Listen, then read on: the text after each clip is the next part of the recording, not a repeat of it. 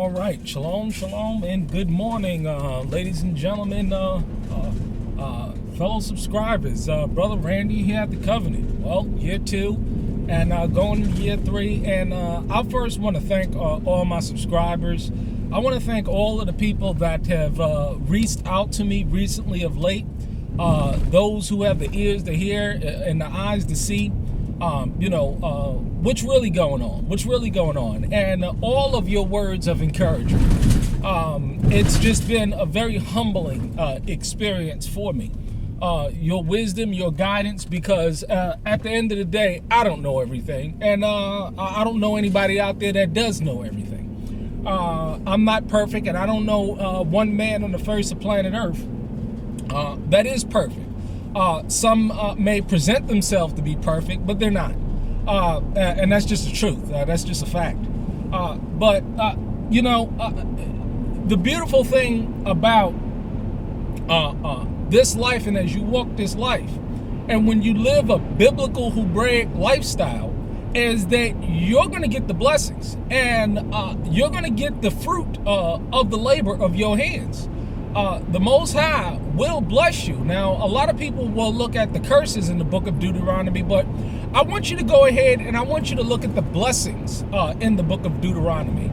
And I must say, from the fruit of my hands and the fruit and the increase that I am experiencing, the blessings of the Most High Yah, because I put my hand to the plow. And it's important to be a living testimony, a living example of what it means to come out of her, my people, to obey what that word says, and to walk in that life. As I've stated before, it is very important that you change your mind and that you change your world, because it's a very, very difficult thing to do. And the idea is that when you come out, you're going to inspire a lot of people, because the truth of the matter is that when people look at my life and people look at the mannerism of the lifestyle that I lived before coming out of the city, or before coming out of the suburbs and moving into the city, and moving into the country and living a separate and set apart life, people have been following me for years. Remember, Brother Randy had goats in the suburbs.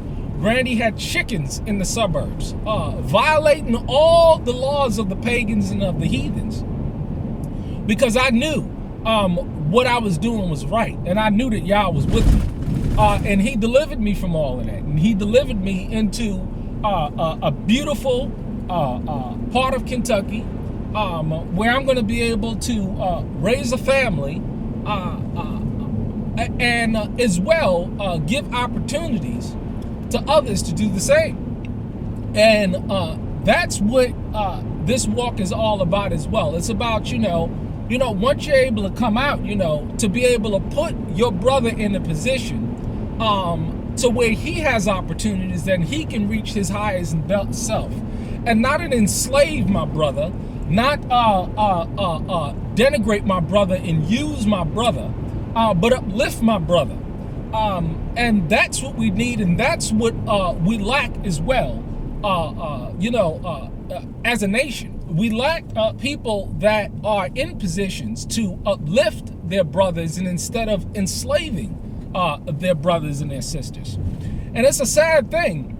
And so, what I want you to do is stay encouraged, and whoever is living this thing, look at their life.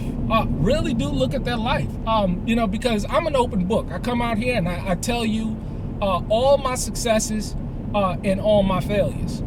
Because you're going to have successes and failures in life. You're going to have ups and downs in life. But as long as you stay focused and you keep your hand to the plow, the Most High will bless you. I mean, I'm talking about all the way through Matthew to Deuteronomy. The Most High said that, those who forsake houses and lands and brethren and sisters will get that in 100-fold in the kingdom. And I can say I'm experiencing those blessings. I mean, it's just a beautiful thing. And in addition to that, the son that I left, because you've seen my videos, the son that I left in the city will be coming and living with me shortly. Isn't that a blessing? Isn't that a beautiful thing? Even though his mother and I are not together, she has a tremendous amount of respect and love for me, and I have a tremendous amount of respect and love for her. And she sees what I'm doing, and she sees the manner of my life. And she honors and respects that. And she understands that, hey, let me send this boy on to her father so he can be a man. Because when you truly raise up your child in the faith, when you truly do it, they will not, so that they will not depart from the faith. And I don't want my son, my firstborn son, to grow up in this thing and live this life, to have to go out and be a pagan and a heathen in the world, and work pagan and heathen jobs and serve a multitude of masters. I'm gonna tell you another blessing that I've been able to receive. This year is the first year that I haven't filed any tax returns. I am no longer a W-2 employee. I'm no longer a second-class wage earner. Some of you out there, you got 2, 3 masters. And the book clearly says that no man can serve 2 masters. You're going to either serve the father or the system of this world. So, and this is why I'm able to speak as a free man, live as a free man, move as a free man, serve my Yah as a free man. And that's what I'm going to do. And I encourage you to put yourself in a situation where you can do the same thing. Because slavery is on the way. And just like polygyny is biblical, so is slavery. And there's a lot of slaves out there. And at the end of the day, it's all about life choices and decisions. The Most High clearly said that you should have an inheritance for your children's children. How are you going to do that if you don't own a business? Or you don't have a trade like all of the apostles did? They were all tradesmen. They all worked with their hands. They were all craftsmen. The Messiah, craftsmen. And so when you look at these people's lives and function, because I like to read the Bible from a functional perspective as well, and I look at the actual lives of the people. The lives of men like Boaz, the lives of men like the apostles, the lives of men like Abraham. And that's where I get my inspiration from. Because I see these men were men that own silver, gold, cattle, land. Because the Most High blessed their hands. Because in the book of Deuteronomy, it clearly says what the Most High is going to do if you walk in his law, statutes, and commandments. So, as we go forward, you have to be positive.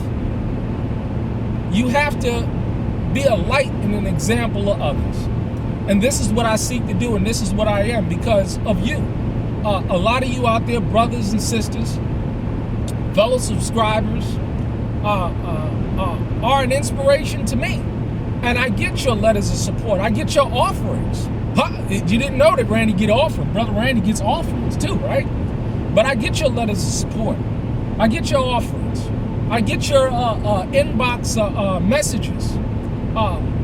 And it's a beautiful thing. And I'm so inspired. And so what I'll continue to do is continuing to be a light and letting my lifestyle and my mannerism of my lifestyle be a living example. And not withholding anything from you, not doing things in secret, living a secret life and then coming out publicly and telling you all types of stuff or whatever, when secretly I'm living a life of hypocrisy and bullshit. It's a shame. It really is a shame. But, you know, this is the world that we're living in. So